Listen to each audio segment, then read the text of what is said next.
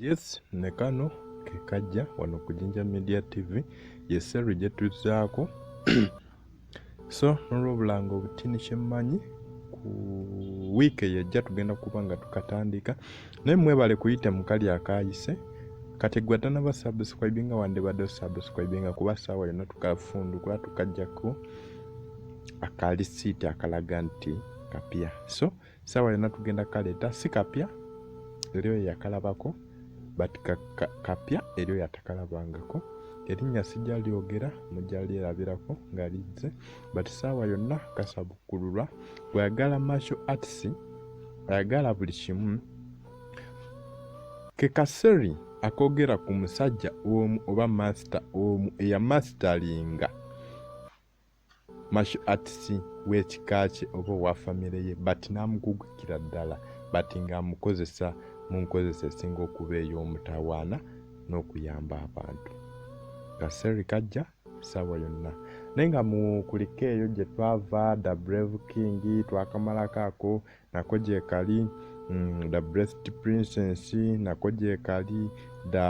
skilled princess treasure hunters the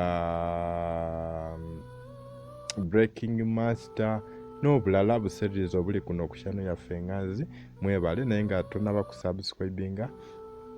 ogenda subwa bwatonaba knockinga notification bell ogenda subwa kano ssaawa yonna kasabukulwa bakayita